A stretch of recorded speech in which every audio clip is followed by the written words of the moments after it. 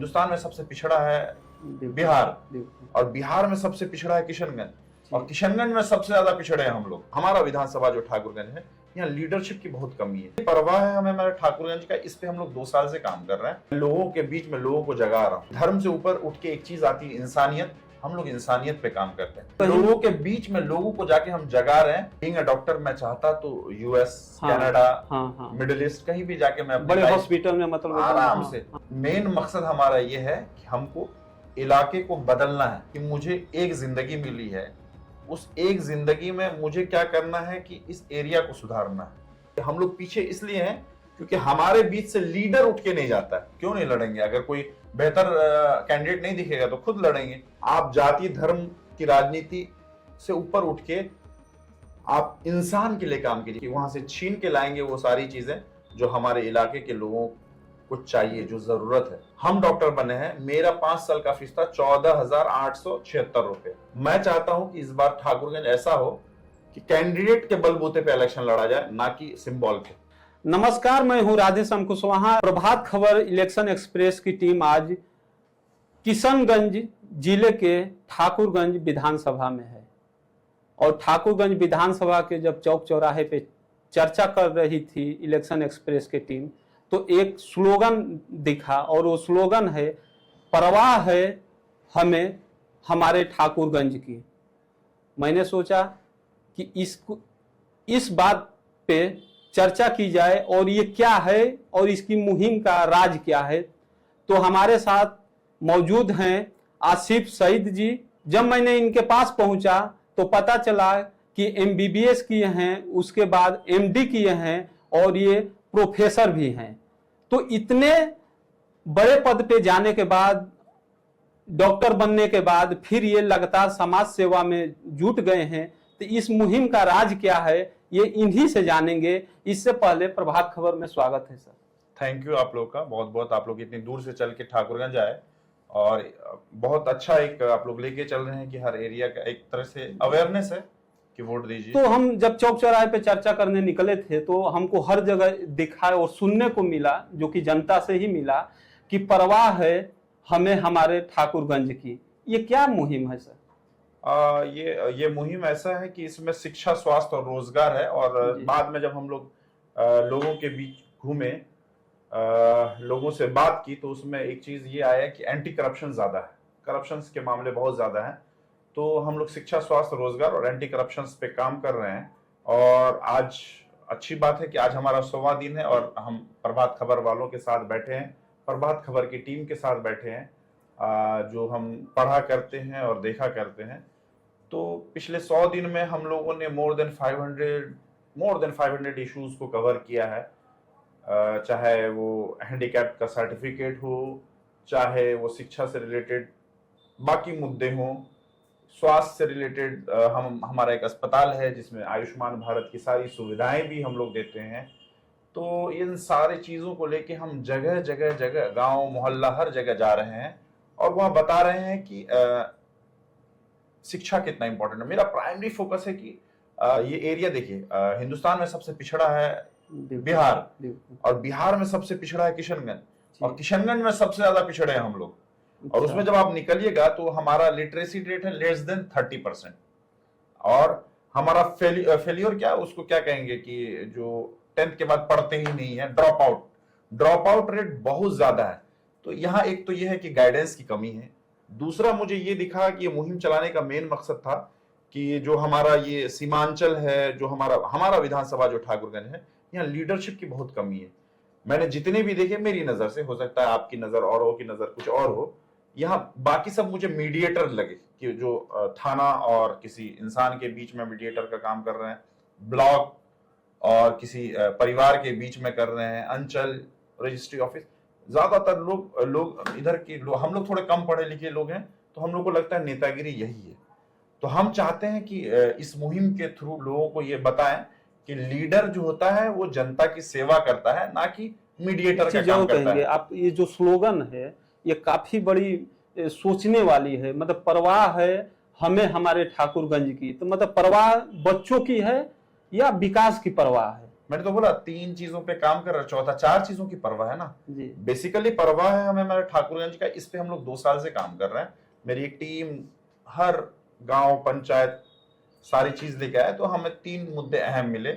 उस टाइम हम लोग को करप्शन का मुद्दा नहीं मिला, लेकिन बाद में जब लोगों के पास गए तो बोल रहे हैं हमें जमीन म्यूटेशन के लिए 10,000 लगता है, थाना में कोई FIR कराने के लिए पैसे लगते हैं, ब्लॉक में किसी और सर्टिफिकेट बनाते हैं उसके लिए पैसे लगते हैं, हर चीज में पैसे।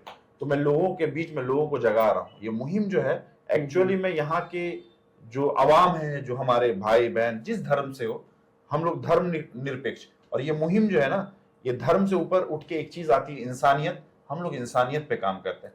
बीइंग अ डॉक्टर हम लोग कभी भी किसी का धर्म पूछ के इलाज नहीं करते। तो सेम चीज जो हमें परवाह है हमारे ठाकुरगंज की, ये भी धर्म नहीं पूछती है। आपका एक ही धर्म है, इंसानियत। उस इंसानियत पे हम लोग शिक्षा की बात कर रहे हैं, स्वास्थ्य, रोजगार और एंटी करप्शन, और लोगों के बीच में लोगों को जाके हम जगा रहे हैं। जगो, अपने बच्चों को पढ़ाओ।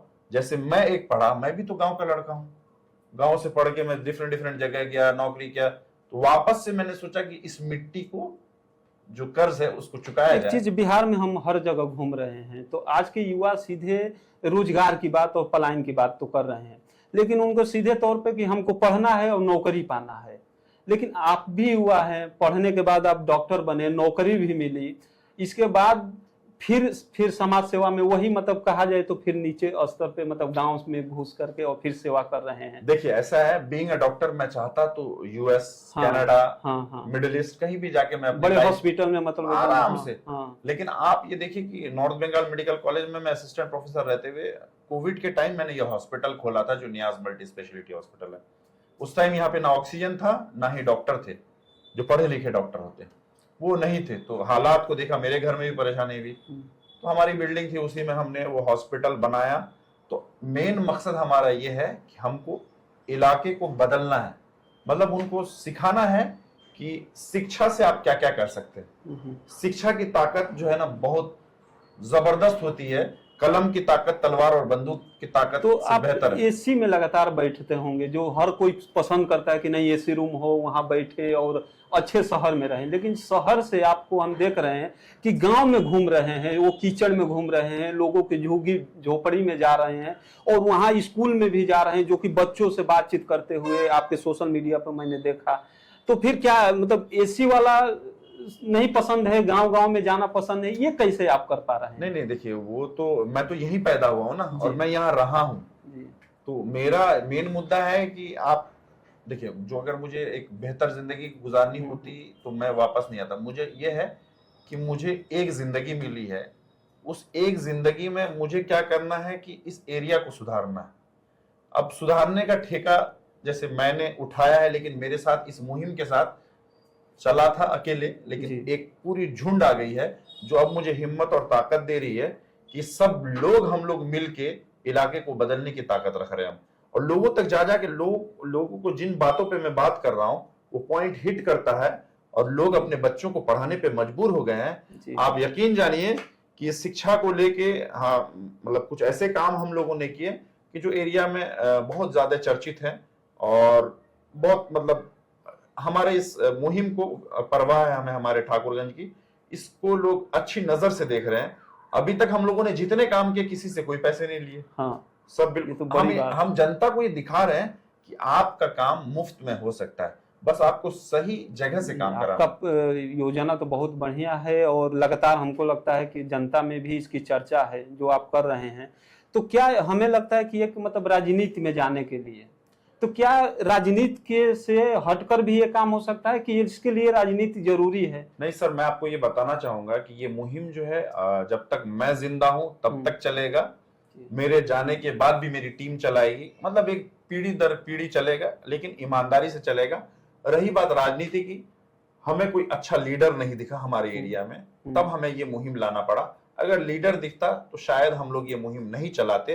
तो हम लोग चाह रहे हैं कि अगर बेहतर लीडरशिप या बेहतर पार्टी इस मुहिम को जोड़ेगी तो हम लोग जुड़ने के लिए तैयार हैं, और हम जुड़ के अपने टीम से अपने ही मेंबर को किसी को लड़ाना चाहते हैं, ना कि किसी अपाहिज को, किसी गूंगे को, बहरे लंगड़े को, या ऐसे लोग जो एक पीढ़ी दर पीढ़ी से उनकी पॉलिटिक्स चल रही है और वो उस लायक नहीं है, लेकिन उनको बना दिया गया मजबूरी में। लेकिन अब ठाकुरगंज की जनता और हमारे विधानसभा के लोग इस बार ठान लिए हैं कि हम लोग कैंडिडेट को देख के वोट देंगे, ना कि किसी राजनीतिक दल की बातों पे कि हमने किसी को भी टिकट दे दिया और वोट दे देंगे। ये चीज भी लोगों को मैं जगा रहा हूं कि हम लोग पीछे इसलिए हैं क्योंकि हमारे बीच से लीडर उठ के नहीं जाता है। हमारे बीच से क्या होता है कि जो पार्टी के नुमाइंदे हैं, किसी को भी उठा के रख दिया उसको तो जिता ही देगा। तो ये सोच मैं पार्टी का बदलना चाह रहा हूं कि जो अगर आप जमीनी लीडर को आप वहां पे नहीं पहुंचाएंगे विधानसभा में या सांसद में, तो ये एरिया कभी डेवलप नहीं करेगा, यहाँ के लोग कभी नहीं पढ़ेंगे। आपकी विचार और सोच काफी अच्छा है, आपकी मुहिम भी अच्छा है, तो क्या आपको मौका मिलेगा तो चुनाव लड़ना चाहेंगे? जरूर, क्यों नहीं लड़ेंगे। अगर कोई बेहतर कैंडिडेट नहीं दिखेगा तो खुद लड़ेंगे। क्योंकि कहीं ना कहीं क्षेत्र को और ठाकुरगंज के सुधारने के लिए अच्छा लीडरशिप तो होना ही चाहिए। सिर्फ ठाकुरगंज नहीं, मैं पूरे बिहार की बात करूंगा, पूरे हिंदुस्तान की बात करूंगा कि जो इंसानियत को लेके चले, धर्म निरपेक्ष, मतलब धर्म वर्म से हट के जो आप बातें करते हैं, अगर बेहतर कोई कैंडिडेट आपको दिख रहा है तो उसको लड़ाना चाहिए, पार्टी को भी सपोर्ट करना चाहिए। तो ऐसे बंदे को यही पूछना चाह रहे थे कि जब आप चुनाव लड़ेंगे तो उसमें आपका उद्देश्य क्या रहेगा? विकास रहेगा, जाति धर्म रहेगा, पार्टी रहेगा, आपका क्या उद्देश्य? इंसानियत रहेगा। अगर आप एक अच्छे इंसान है और अच्छे इंसान को वोट कीजिए। आप जाति धर्म की राजनीति से ऊपर उठ के आप इंसान के लिए काम कीजिए। इंसान, देखिए जब बाढ़ आता है तो देख के आता है क्या हिंदू है कि मुसलमान है कि कोई जाति है, आपदा तो कोई आपदा तो देख के नहीं आ रही है कोई नहीं। उसके बाद किसी का घर उजड़ गया, कोई अनपढ़ है, तो आपका बेसिक काम यह है कि जो नहीं पढ़ा लिखा है, जो फैमिली कमजोर है, उसको आप उठाइए। होता क्या है, आपके पास माल दौलत है, हम आपको ही आगे बढ़ाएंगे। आपने एक कंपनी खोला, आपने 10 कंपनी। लेकिन जिस बंदे के पास कुछ नहीं है, ये मुहिम ये चाहती है कि उस बंदे को हम लोग आगे बढ़ाएं। जिसके बच्चे नहीं पढ़ रहे हैं उसके बच्चों को ये मुहिम पढ़ाए और लोगों की मदद से पढ़ाए। और हमने देखा आप स्वास्थ्य के क्षेत्र में काफी आपका अनुभव है, डॉक्टर भी है, एमडी भी किए हैं, उसके बाद लोगों तमाम तरह के पेशेंट आपके पास आ रहे होंगे। तो अगर आप विधायक बनते हैं तो अपने ठाकुरगंज को सुधारने के लिए क्या करेंगे सर? जो ठाकुरगंज को जरूरत है जिन चीजों की, हम वादा तो नहीं करते लेकिन पूरी कोशिश करेंगे कि वहां से छीन के लाएंगे वो सारी चीजें जो हमारे इलाके के लोगों को चाहिए, जो जरूरत है। चाहे वो जो हमारे अभी माननीय मुख्यमंत्री जी हैं, उन्होंने मेडिकल कॉलेज की बात कही कि किशनगंज में देंगे। अब किशनगंज में अगर इस मुहिम के थ्रू हमको जगह मिल जाता है तो हम चाहेंगे कि मेरे विधानसभा में जो पिछड़ा है उस एरिया में हम खुलवाएं, ना कि हम ठाकुरगंज मार्केट में खुलवाएं जो थोड़ा बैकवर्ड है। तो एक मेडिकल कॉलेज खुलने से क्या हो जाता है कि 150 एमबीबीएस लड़के पढ़ेंगे हर साल, 100 या 150 जितने भी आए, फिर वहां से एमडीएमएस निकलेंगे। तो सोचिए ना कि ठाकुरगंज विधानसभा में कोई एरिया अगर ऐसा पिछड़ा है, उसको हम लोग मेडिकल कॉलेज के थ्रू डेवलप कराएं, वो एक नई सिटी बन जाएगी। ठाकुरगंज विधानसभा के भी बच्चे सोचेंगे देख करके कि हम डॉक्टर बने। सर यहाँ पे ऑलरेडी यहाँ पे हमारे डिस्ट्रिक्ट में एक मेडिकल कॉलेज है जो सरकारी है, तो लोगों को लगता है कि डॉक्टर बनना बहुत महंगा है। हम डॉक्टर बने हैं, मेरा 5 साल का फीस था 14,876 रुपए 5 साल का। तो अगर यहाँ पे सरकारी मेडिकल कॉलेज खुल जाता है तो जो गरीब किसान लोग हैं, जो सीमांचल के लोग हैं, उनमें तो एक हिम्मत जागेगी ना कि मेरे यहाँ एक मेडिकल कॉलेज है जो बिल्कुल मुफ्त में सरकार पढ़ाती है और मुफ्त में इलाज भी होगा आने वाले वक्त में। अगर मैं ठाकुरगंज विधानसभा को घूम रहा था तो ये भी देखा, एक तरह से मिनी दार्जिलिंग है। यहाँ पे चाय की भी खेती, पाइनएप्पल की भी खेती, ड्रैगन फ्रूट्स की खेती काफी अच्छा था। मतलब किसान, अगर उन्हें लगता है कि सुविधा मिले तो और बेहतर करेंगे। तो यही तो कह रहा हूँ कि किसान को सुविधा कैसे मिलेगा? अच्छे लीडरशिप के थ्रू मिलेगा। अच्छा लीडर आपको बताएगा कि, चाहे आपको बताएगा मतलब सिस्टम को बताएगा, जो दिल्ली में बैठे हैं, जो पटना में बैठे हैं, उनको बताएगा कि इस एरिया में कौन सी फैक्ट्रीज लगनी है। हमारे एरिया में जैसे पाइनएप्पल ज्यादा होता है, पाइनएप्पल की फैक्ट्री होनी चाहिए। मक्का होता है, लगी है 1-2 फैक्ट्री। और इस एरिया में ऐसा भी होना चाहिए कि जो फैक्ट्रीज यहाँ लगे वो ये ठाकुरगंज विधानसभा के लोगों को पहले नौकरी दे, फिर वो बात तो पलायन रुक जाएगा ना। तो यहाँ के लोगों को ये मिलना चाहिए, नौकरी मिलनी चाहिए। ये जो यहीं रहे हैं, क्योंकि पॉल्यूशन तो हम झेल रहे हैं ना, हमारा विधानसभा का आदमी झेल रहा है जो आप फैक्ट्रीज लगा रहे हैं। तो पहला किसका प्रायोरिटी बनता है? लोकल लोगों को मिलनी चाहिए। लेकिन जब आप पता करेंगे तो पता चल रहा है कि लोकल लोग हैं ही नहीं।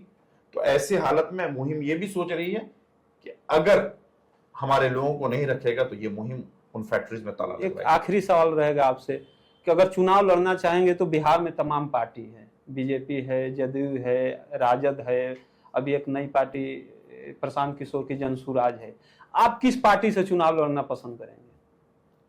जो पार्टी को लगे कि ये हमारे लिए बेहतर है, मेरे पार्टीज के लिए जी, हम उस पार्टी में जाना चाहेंगे। जिसको हमारी कीमत का एहसास हो कि नहीं, ये बंदा अगर मेरी पार्टी में आता है तो पार्टी बेहतर होगी, वैसे लोगों के साथ मैं जाना चाहूंगा। ना कि मैं किसी के पास भी कि नहीं मुझे आप टिकट दीजिए। मैं चाहता हूं कि इस बार ठाकुरगंज ऐसा हो कि कैंडिडेट के बलबूते पे इलेक्शन लड़ा जाए, ना कि सिंबल पे।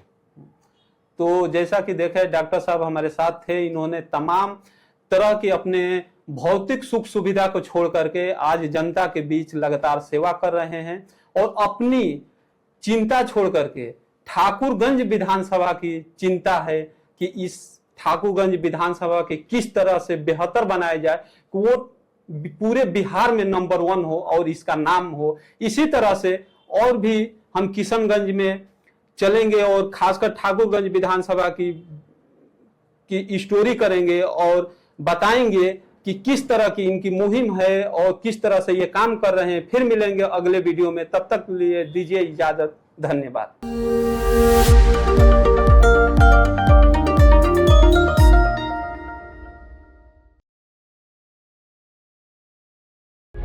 प्रभातखबर.com, विश्वास वही, रफ्तार नहीं।